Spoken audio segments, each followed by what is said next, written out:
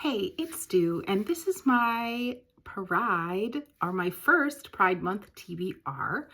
I'm doing a summer bingo for my local libraries, and I'm not doing any other reading challenges. 52 book club, I think I have come as close as I might get, but I still have the fall. So, um, okay, my pile of possibilities for Pride Month is enormous. And in fact, I probably have a longer sort of list off Libby of books that I'd like to explore because, being very honest, the representation of queer LGBTQIA books in thrifting, how I get my books, is way less than the general publication they're in. And the general publication they're in is still limited in as much as like how many how many books don't fit into that category versus how many do. So I'm going to try my best to prioritize some of the books, but the physical books that I just had around for a while that I had sort of earmarked to read during this month. And then I think that's what I'll do. My TBRs, I'll probably do 2 TBRs, at least of those. And then I'll just sort of mood read my kind of long list of digital and audio books for which I don't have physical copies. And we'll just go like that. That being said, as you know, if you've ever listened to one of my videos, I unhaul pretty much 100% of my books. And so all of these books that I'm about to talk about, I'm so excited to read. And I'm also excited to try to read sort of upfront in the month so that I can get them out there into little free libraries for folks who maybe would like some of this kind of reading content, but would like quick access, don't want to go to the local library, don't want to have to worry about fines, don't want their books reading to be tracked, etc. So without further ado, Chuck Tingle's Lucky Day is the first book I'm going to talk about. I am almost done with this book, so it's going to be a little harder for me to just sort of like talk about in premise, but this is definitely a wild ride.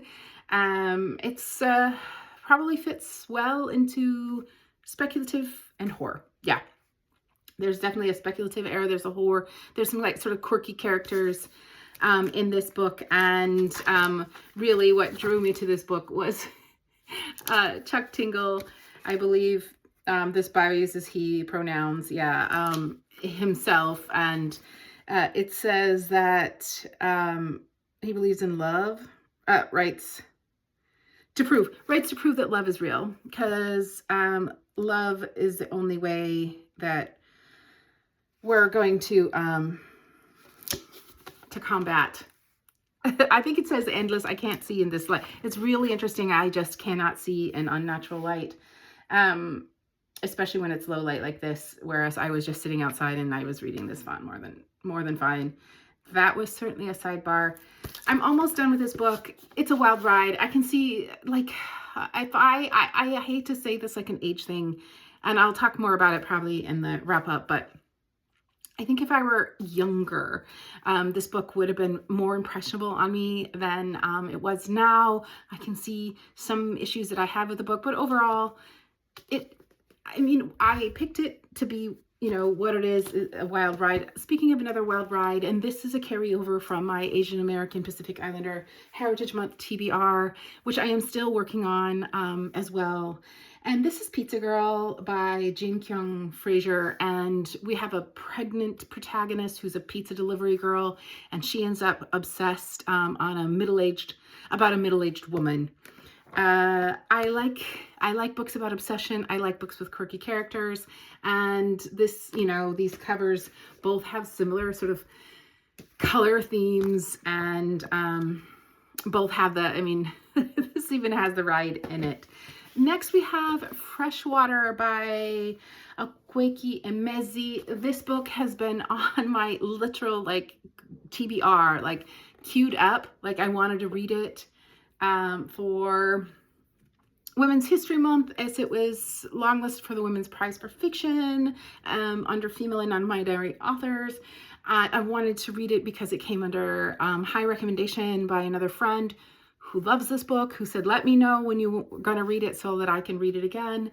And it just kind of kept getting pushed. So it is top priority. I'm most likely just going to read this very physical copy, which is exciting, out in the sun, as we have a lot of sunshine these days.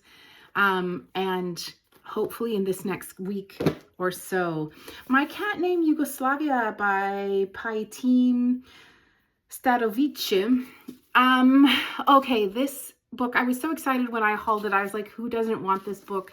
This is about, let me see, a refugee fleeing from Bosnia, I believe, during the conflict, or Yugoslavia, I think it was actually Yugoslavia at the time, to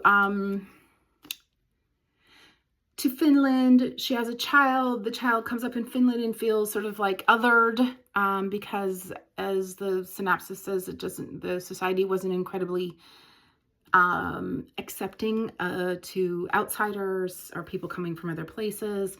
And the son, who I think is ended up being the protagonist, if not a dual timeline of this book, he and the mother, is also gay. He ends up meeting a cat at a gay bar, and leaves the sort of like solace of his apartment where his good friend is his boa constrictor, back to former Yugoslavia, sort of on a mission to find himself or something about himself.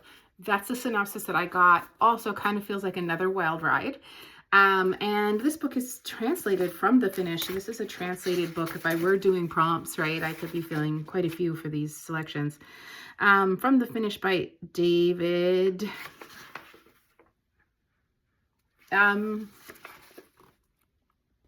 David Hackton.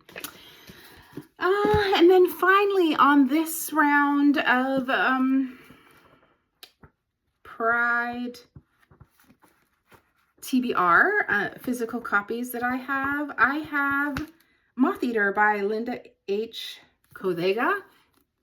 This is fitting in horror, maybe horror fantasy genre, and that's all I really know about this book. I feel like, it's going to be sort of nature kind of horror. And so I'm going to see nature themes, I think, in this book. It has a lovely map right at the beginning.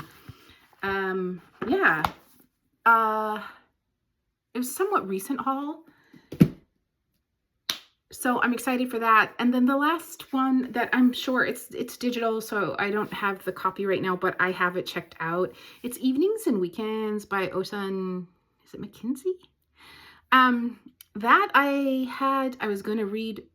I think I put that on hold a couple of times and then suspended the hold, or checked it out and then put it back on hold a couple of times, because it's a book that I really wanted to read, because it's hot and it takes place in London, and it's meant to be really atmospheric and hot and sweltery, like the heat and the suffocating heat, which I think the UK is going through a pretty heavy heat wave right now, or has been quite recently. I was like, okay, let me read it closer to summer. Let me read it in Pride Month. And yeah, I think now's the time. In this next week or so, I feel pretty committed to read it. Other than that, I have quite a few audiobooks that I have checked out, and I think I'm just gonna like start listening on my commute. And if I groove with it, great. If not, I'll let it go. And like, I think I'm gonna do the kind of try it out, and if not, let it go kind of situation with this sort of potpourri of audiobooks that I have, for which I don't have the physical copy. So I won't go over those today, because I'm not going to do a reading vlog. I guess I don't do reading vlogs. Maybe I will in the summer. I'll have more time, but for now, you'll see them then on wrap up if I do read them. So next is coming a wrap up. I've wrapped up much of my Asian Pacific Islander Heritage Month some of my women's history, some Pulitzer Prize things that I was working on. I have a pretty intense wrap up coming up in the next day or two. I'm just working to get through one or two more books that I kind of had as a benchmark before I kind of started this pile or integrated this pile into what's left of my last TBR. So until then, happy summer if you're in the Northern Hemisphere, and happy reading.